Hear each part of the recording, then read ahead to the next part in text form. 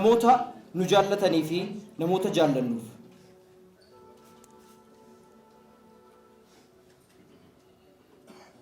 Siyaa ajjeesan ekeraa keen dubbisiisa. Siyaa awwaalan gad qoteen si burqisiisa. Abboomaa Margaa Guutamaa barreessaa barreeffamoota adda addaa keessumaa immoo kan walalooti. Magaalaa guddoo Wallaggaa Bahaa Naqamteetti kan dhalatee guddate Abboomaan maatii obbo Margaa Guutamaaf daa'ima dhumaati. Maatii keessaa dhiyeenya aartii kan ta'an obbolaan jiraachuun darbees magaalaa Naqamteetti dhaladhee guddachuun illee aartiitti na buteeraa jedha. Barataa Yuunivarsiitii Finfinnee muummee tiyaatiraa waggaa 4ffaa kan ta'e Abboomaan. Ogbarruu gosa adda addaadha kananii barreessu irra caalaatti kan anatti dhiyaatu kan firanaa ta'uu kan dhiiga kan foonnaa ta'uu danda'u wanaa fi afaan irra darbeeyyuu walaloodha jedhee waan amanuuf walalootti yeroo baay'ee kananii creativity taayimii koos dabarsu tokkoffaarratti walaloon anaaf afaanan ittiin miira koo ibsadhudha. Eenyutti ibsa addunyaatti, eenyutti ibsa ofumatti.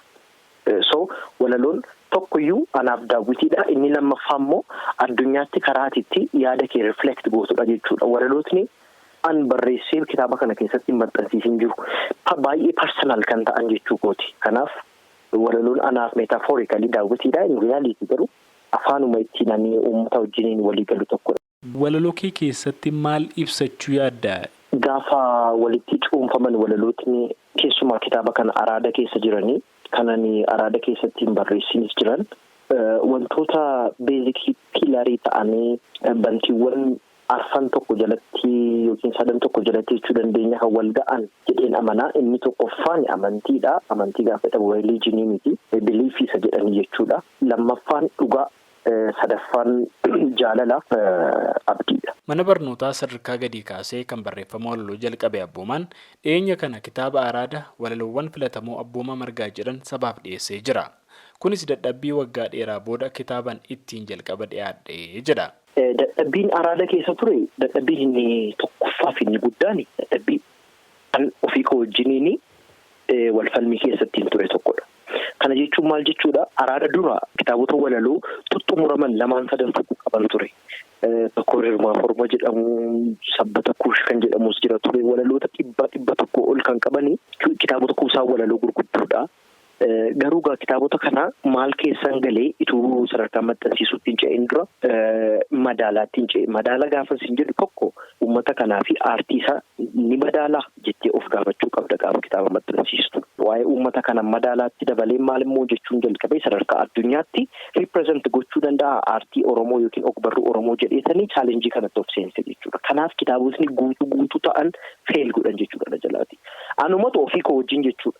Kana chaalenjiin inni guddaan dadhabbiin guddaan tokko ofii kee wajjin kanatti of falmitudha. Kitaabni araada jedhu kuni walaloota waggaa 4 as barreeffaman walitti sassaabamanii kitaaba kana kabarii isaa jalqabaarra yoo ilaalte ta'ee fi araada jedheetu walaloota filatamoo Abboomaa Margaa jedha.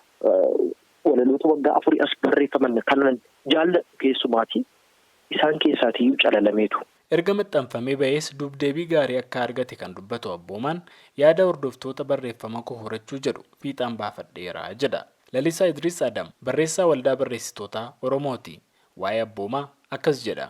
Walaloon Abboomaa afoola Oromoos waan fakkaatu qaba. Walaloo jedhama. Barreeffama walaloo jechuudha. Walaloo gara barreeffamaan dhufuu kan jalqabe walaloo akkasiillee kan akkeessu qaba.